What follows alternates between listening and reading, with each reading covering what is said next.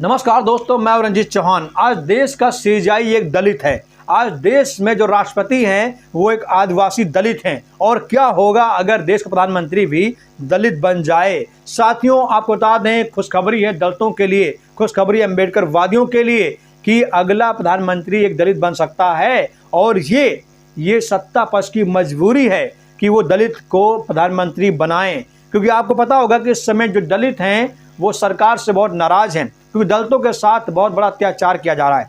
दलितों के सम्मान को ठेस पहुंचाई जा रही है, दलितों के स्वाभिमान के साथ खेला जा रहा है। दलितों की जो उनकी इच्छा थी कि उन्हें न्याय मिले, उन्हें एक समानता मिले, उसके साथ धोखा किया जा रहा है।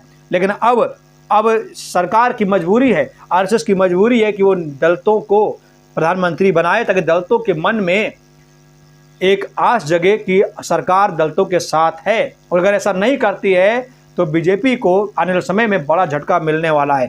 दोस्तों, मैं क्यों ऐसा कह रहा हूं, क्योंकि खबर आ रही है कि अब पीएम मोदी रिटायर हो जाएंगे। क्योंकि पीएम मोदी 75 साल के पूरे हो गए हैं और पीएम मोदी रिटायरमेंट के बाद कौन कुर्सी संभालेगा।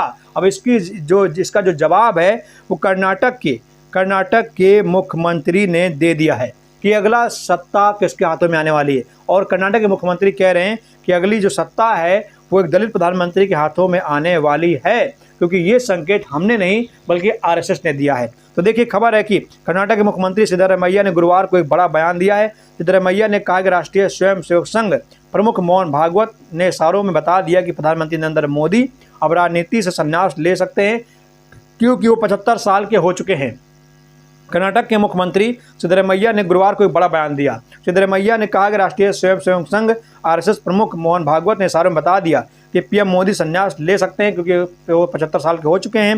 सिद्धरामैया ने बीजेपी को ये भी कहा कि यह उनके लिए एक दलित को प्रधानमंत्री बनाने का अच्छा मौका है। उन्होंने यह बात कर्नाटक बीजेपी अध्यक्ष BY विजेंदर के उस बयान के जवाब में कही जिसमें उन्होंने कांग्रेस से मल्लिकार्जुन खड़गे को प्रधानमंत्री पद का उम्मीदवार बनाने की बात कही थी।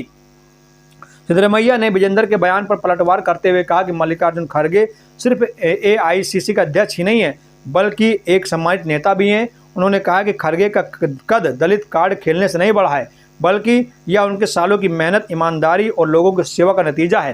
सिद्धरामैया ने यह भी साफ किया कि कांग्रेस में प्रधानमंत्री पद का उम्मीदवार कौन होगा यह उनकी पार्टी तय करेगी, बीजेपी नहीं। दरअसल कांग्रेस ने भाजपा से कहा, भाजपा ने कांग्रेस से कहा। भाजपा ने कांग्रेस से कहा कि आप जो है मल्लिकार्जुन खड़गे को प्रधानमंत्री पद का उम्मीदवार घोषित कर दीजिए। इधर कांग्रेस ने भाजपा से कहा कि आप एक दलित प्रधानमंत्री की घोषणा कर दीजिए। लेकिन साथियों, ये जरूरी है कि अभी तक दलित प्रधानमंत्री बनाने से बीजेपी हमेशा से परहेज करती रही है। दलित प्रधानमंत्री और दलित मुख्यमंत्री हो, दोनों को बनाने से परहेज करती रही है। अब साथियों, वक्त आ गया है कि दलित भी देश की जिम्मेदारी संभाले, क्योंकि दलित आज राष्ट्रपति बन सकता है, दलित आज CGI बन सकता है, तो दलित प्रधानमंत्री भी बन सकता है। दलित अगर सब कानून को लिख सकता है, संविधान का निर्माता बन सकता है, दलित प्रधानमंत्री भी बन सकता है। दोस्तों, आप मेरी बात से कितना सहमत हैं, कमेंट बॉक्स में जरूर बताइए। जय हिंद, जय भारत।